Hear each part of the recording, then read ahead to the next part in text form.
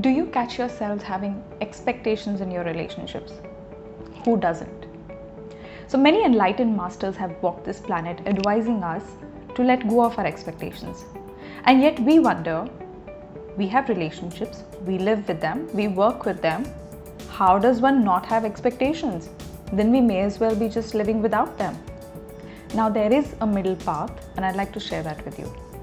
It is okay to have expectations as long as we are responsible about them.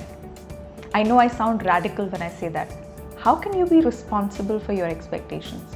Well, here it is. Let me explain it to you in 2 simple points.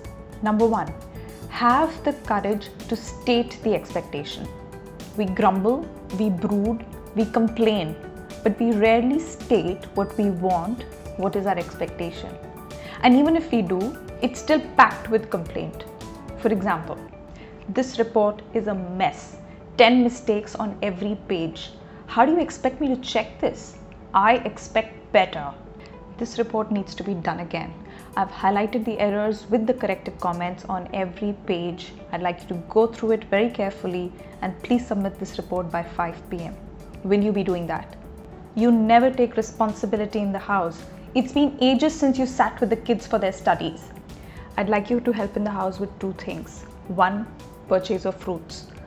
They run out before I can even track them. 2nd, could you please sit with the children about 3 times a week to help them with their homework? I really need your support there. It's important to ask for what you want. Talking about the problem, stating the problem alone is not enough. The key in progress is to state specifically what you want. The second way you take responsibility for your expectation is to check that do you have an expectation about your expectation? By that I mean, are you possibly being rigid about how your expectation is fulfilled? For example, your first expectation is, I want him to support me for the kids' studies. Your second expectation of the expectation is that he will abide by me as I said. He should do as I asked. If you let go of that second expectation of the expectation, then there's a good chance that a dialogue will open up between the 2 of you. For example, if he says that he doesn't have the time to give 3 hours a week for the children's studies, then you can open up to a dialogue to say, I understand. And knowing that you and I are parents, how do you suggest we handle this? How do we help our children do better? What do you suggest we do so that they can study together? Relationships are simple. It's we who make them complex. Let's learn to state what we want and then let go of the expectation that it may be done only in that manner.